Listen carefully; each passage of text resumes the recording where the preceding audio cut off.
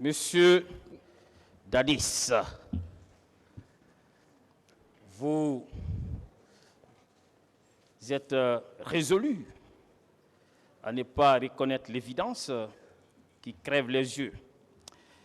Alors, et vous avez eu ici à lire un discours de M. Cellou Dalein. Dans ce discours, vous l'avez magnifié. Un extrait. Vous vous rappelez? Posez votre question. J'ai posé une question. C'est une question. Est-ce que vous vous rappelez? Voilà, c'était le jour de votre première comparution. Dans ces conditions, je n'ai pas de réponse à cette question. Vous l'avez magnifié. Hein? Je dis que alors, savez-vous qu'en politique, trompe qui peut? Je ne sais pas.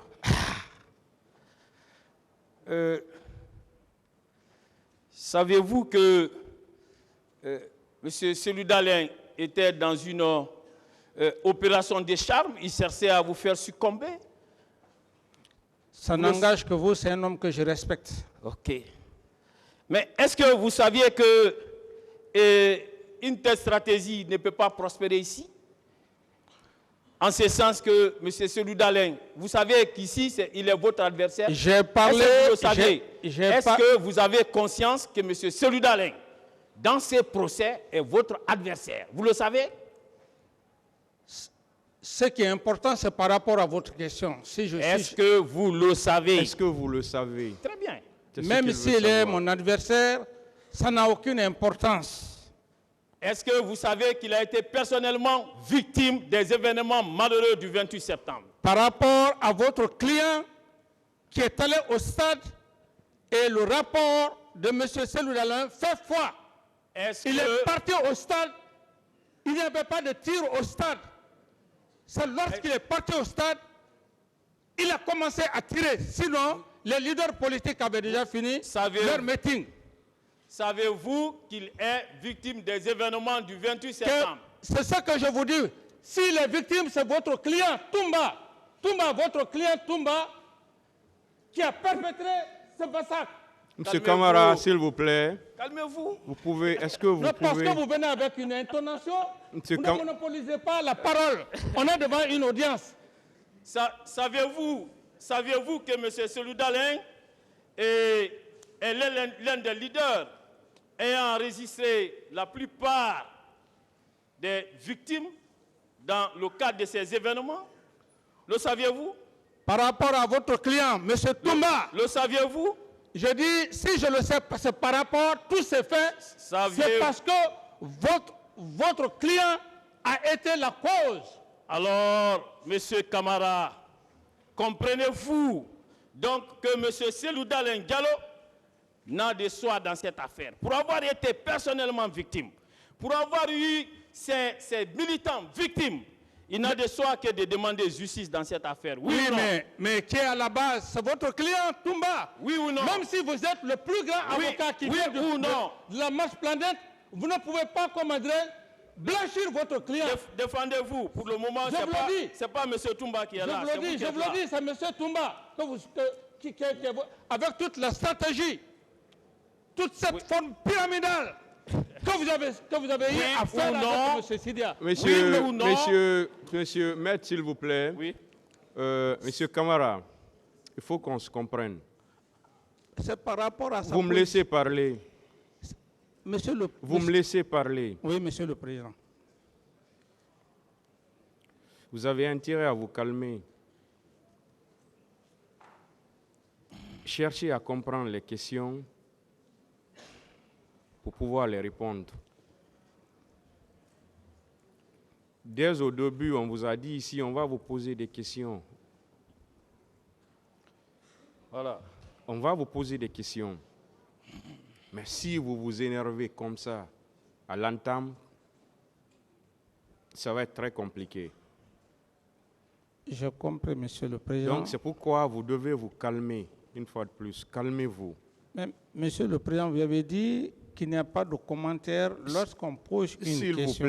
S'il vous plaît, vous, Et dans ces commentaires, il me manque du respect, monsieur le Président. Écoutez-moi, dès qu'on va vous manquer de respect, le tribunal va intervenir pour dire de ne pas vous manquer de respect. Jusque maintenant, là, on n'est pas en train de vous manquer de respect. Seulement, vous êtes énervé. C'est pourquoi je vous dis de vous calmer, vous êtes énervé. J'ai bien compris, monsieur le Président. Et ne voyez pas le client de l'avocat qui vous pose des questions. Voyez l'avocat qui vous pose des questions. Il est en droit de vous poser des questions. C'est par rapport à la, S'il vous plaît, manière, monsieur le Président. Écoutez-moi, M. Camara, écoutez-moi. Il va vous poser des questions. Vous connaissez déjà vos droits, je vous les rappelle tous les jours. Puis il va vous poser des questions et vous allez les répondre. Mais si vous ne vous calmez pas, ça ne peut pas continuer. Parce que si on vous pose une question, vous partez ailleurs, ça ne peut pas continuer comme ça. Écoutez la question, comprenez bien la question et répondez à la question. C'est simple. Mais si vous vous énervez, vous irez ailleurs. J'espère qu'on se comprend. Oui, monsieur le Président, je voulais juste une doléance avec votre permission. Vous avez constaté mon attitude, à commencer par le procureur et les substituts, la partie civile, la façon d'aborder les sujets. Vous avez dû constater toute l'attitude. Mais lorsque on vient avec une certaine manière, et surtout, monsieur le Président, vous avez été clair, vous m'avez recadré, on ne fait pas, je ne dois pas faire ce que je veux. La question, je veux dire que quand on pose la question, le oui ou le non, il n'y a pas de commentaire. Ou le oui ou le non. Alors, monsieur le Président, imaginez que Maître Berete pose la question, je dis que je n'ai pas de réponse à cette question, non, et les commentaires s'en suivent. C'est là tout le problème, monsieur le Président. Voilà, moi je vous comprends. L'essentiel, c'est votre réponse. Si vous répondez à la question, vous devez vous limiter là. Mais si vous-même vous répondez, après vous continuez encore à parler, là, ça veut dire que c'est vous qui voulez encore continuer à parler. C'est pourquoi je vous dis que vos droits, je vous les dis tous les jours. Et je vais toujours me référer à vous, monsieur le Président. Voilà. Je suis d'accord. Donc, s'il y a les commentaires, vous-même vous dites les commentaires. Les commentaires ne sont pas des questions. Et je vais me référer à vous, monsieur le Président. Mais si vous-même vous voulez répondre aussi aux commentaires, alors que vous êtes là, je vous ai dit, on va vous poser des questions et vous allez les répondre. Et je vais me référer à votre sagesse. Pourquoi je vous dis de vous calmer? Parce que si vous ne vous calmez pas, vous-même vous avez dit hier, hein, on est en train de noter tout ce que vous êtes en train de dire. Je suis d'accord, monsieur le Président. C'est pourquoi vous avez intérêt à vous calmer. Continuez, maître. Merci, monsieur le Président.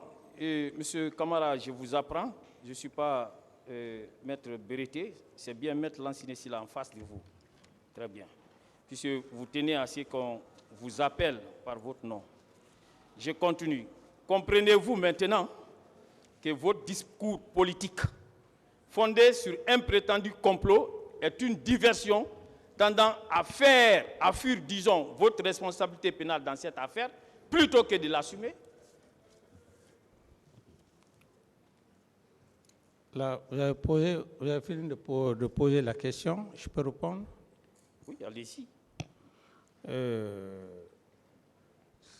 Ce que vous dites, c'est votre point de vue. J'ai été clair. J'ai dit que les événements qui se sont perpétrés au stade du 28 septembre étaient un complot. Vous pouvez l'accepter tout comme vous pouvez ne pas l'accepter. Et ce complot, comme je l'ai dit, les leaders à l'époque qui ont participé, j'ai des preuves avec moi pour dire que ce complot n'était pas caché. On ne peut pas donner une date pour une manifestation et quitter le lieu, de surcroît, faire comprendre à ces militants de ne pas y participer, où toutes les preuves sont là. Lorsqu'il y a eu massacre. Où sont vos preuves? Mais Ce n'est pas à vous de le dire, maître. Veuillez vous ressaisir. Souffrez de mon interrogatoire. S'il vous plaît. Non, maître, ce n'est pas à vous de le dire. Et je vous l'apprends pour dire que Où sont vos preuves? j'ai dit clairement que je ne parle pas dans le vide. Ceux qui ont, les leaders emblématiques de l'époque, qui ont participé à cette réunion, à cette manifestation, la personne qui aurait donné la date du 28, cette personne s'est envolée pour l'extérieur en laissant les autres. Et miraculeusement, lorsqu'on regarde même le film, aucun leader du RPG n'a eu aucune égratignure à cette époque. Vous nous comprenez? C'est les autres leaders. Et parallèlement à ça, le ministre de la Défense, le général Sekouba Konaté, prend le même vol pour Massanta. On parlera de Sekouba. On va avancer, Monsieur le Président. Laissez-le finir. Au moment opportun, le tribunal l'arrêtera, s'il vous plaît. Prend le même vol le 28 septembre en sa qualité de ministre de la Défense. Monsieur le Président, je n'ai pas posé de questions par rapport à Sekouba. Non, mais c'est des détails. On peut se comprendre, s'il vous plaît? Parce que vous avez dit que ce n'est pas un complot, c'est pour cela que je veux vous faire savoir, vous faire revenir dans cet esprit. Prendre son vol le 28 septembre, troisième personnalité du CNDD, ministre de la Défense, en laissant ces hommes ici. Lesquels hommes, comme Touma venait de le dire, qu'il aurait vécu les faits, les événements du 28 septembre, et que les éléments de Sekouba étaient en mouvement. D'autres questions? Voilà. Et vous savez, à chaque fois que vous parlez ici, vous dites que ce sont des allégations, il n'y a pas de preuves. Pour le moment, en attendant que vous aussi, vous n'apportez la preuve de votre complot, moi je considère qu'on est au stade des allégations. Et je poursuis.